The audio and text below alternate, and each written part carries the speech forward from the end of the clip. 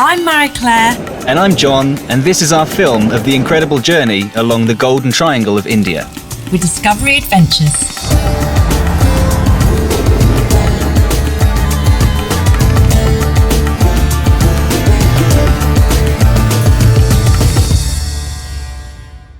Marie-Claire and I were given the task of discovering the spirit of India during our 2-week trip, beginning in Delhi with the Jama Masjid, an ancient fortified mosque.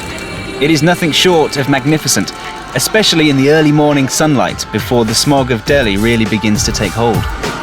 Walking through its ancient archway is like stepping back 1,000 years, except for the swarms of foreign tourists thrusting iPads and cameras into every inch of its splendour. Leaving the tranquility of the mosque behind us, we return to the manic streets of Delhi on a white-knuckle tour of the city.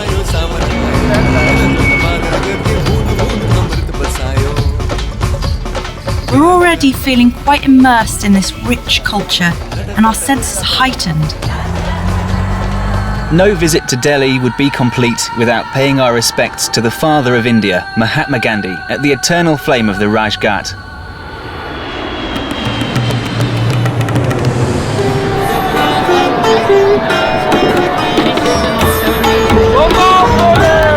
The Ganges is viewed as a river of salvation, an everlasting symbol of hope to past, present and future generations. This truly magical but sometimes overwhelming city is where the most intimate rituals of life and death take place. We're really witnessing the energy of these rituals of bathing and burial.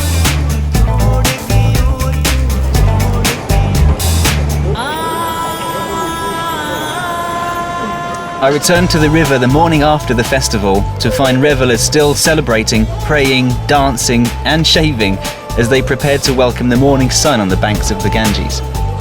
The air was still thick with the smell of smoke and incense, with the relative peacefulness broken with the sound of fireworks until there was a roar of praise as the sun emerged from the morning mist. We left Varanasi, crossing the border into Madhya Pradesh region en route to Khajuraho.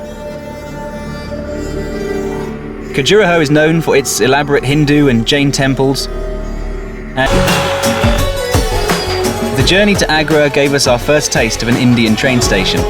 The trains are enormous and packed to the rafters, but are an essential and unmissable way to travel across the country.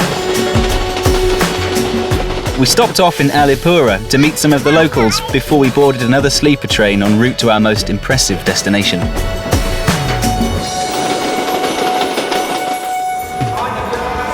This is an incredible sight. The Taj Mahal seems to have a life of its own, truly amazing, and is justly placed as one of the 7 wonders of the world. Although it is one of the most photographed buildings in the world and instantly recognisable, actually seeing it is really awe-inspiring.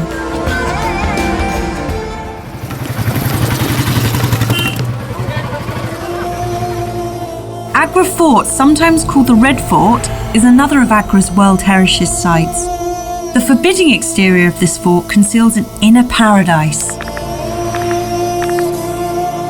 The faces here tell 1,000 stories. This is definitely a highlight of my trip.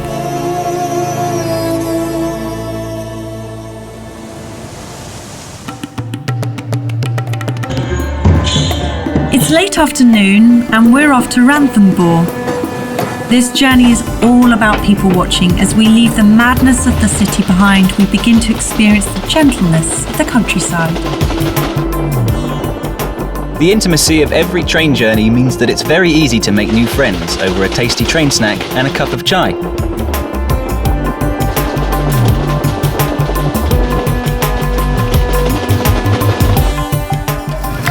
After a bumpy nighttime drive, we were met warmly at our hotel by a local group of musicians and puppeteers who danced late into the night. The next day, we were out early in Ranthambore National Park in search of the elusive Indian tigers. We were assured that only yesterday they were spotted on this very path. We waited, and waited, and waited, until our patience was eventually rewarded by the sight of a tiger dressed as a stag. There is, of course, much more to the park than just the tigers, including the incredible Ganesh Temple on top of Ranthambore Fort. As the god of good fortune and prosperity, it is traditional for couples to send their first wedding invitation to Lord Ganesh, which is then actually delivered to this very temple. Sadly though, he's never been able to RSVP. We headed back to the hustle and bustle of city life in Jaipur and took a ride through the traffic in a tuk-tuk. The city offers everything from fresh street food to colourful textiles, handmade jewellery and a vibrant mix of ancient Indian cultures and modern, more westernised luxuries. This chap was trying to figure out which side of his elephant the petrol cap was located, but he was also heading up a procession of grooms on their way to a traditional Indian triple wedding.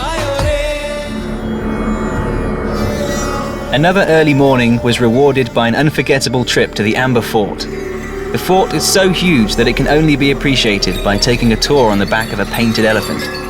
Sadly, I couldn't do this because I got lost inside its maze-like tunnels and had to be rescued by one of the locals. The guidebooks describe Jaipur City Palace as a feast for the eyes. Unfortunately, they wouldn't let me in with a camera, so you'll have to make do with a shot of this man playing a tune to a snake in a basket. Jaipur is home to an ancient observatory, giving us an insight into India's historical approach to astrology and astronomy by means of these huge Escher-like structures that we use to measure time and to understand the movement of the stars and planets. We were offered one of the best views of the city through one of the 953 windows in the Palace of Winds.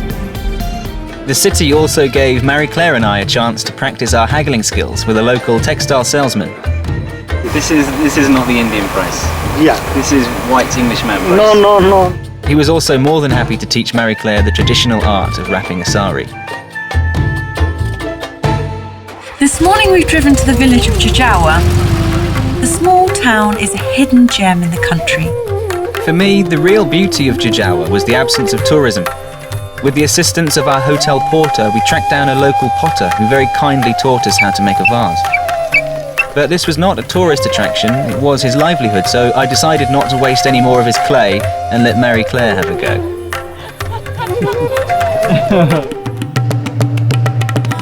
The country around Jijawa boasts very interesting landscapes, with the picturesque Aravalli Hills in the east. The camel-herding Rabbaris are an ethnic group only to be found around Jijawa. We were headed to the station to catch the famous Jijawa train safari. At Jijawa train station, as part of their program to always avoid accidents, they still use an archaic mechanical system to ensure that two trains are never using the same single railway track at the same time. The train driver hands a large ball bearing to the signal master, attached to a large piece of rope. The signal master hands the ball to the station master.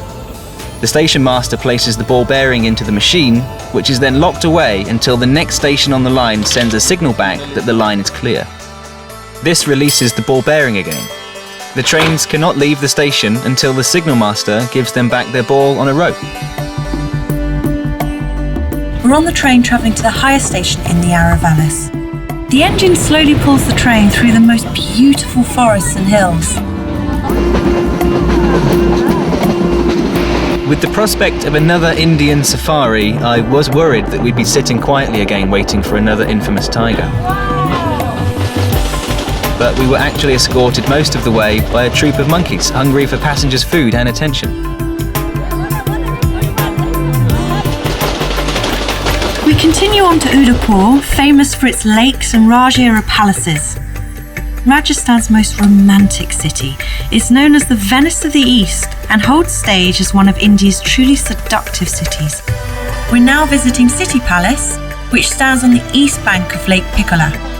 These balconies provide fantastic panoramic views. The Jajish Temple is a large Hindu temple in the middle of Udaipur. This temple is a great example of Indian architecture and art. Some of the people here are unforgettable. It was almost impossible for us to spend a few days in Udaipur without recognising its great pride in being chosen as a location for the Bond film Octopussy. At 7 p.m, almost every bar and restaurant in Udaipur pulls down a white projector screen and plays the entire film. Every night. But after a ride home with Suleiman in a tuk-tuk, it was us feeling a little shaken, not stirred. And so, our journey came full circle back to Delhi. What a journey we've been on, from the bustle of Delhi to the serenity and calm of the Taj Mahal. It's been an incredible trip, full of memories to treasure forever.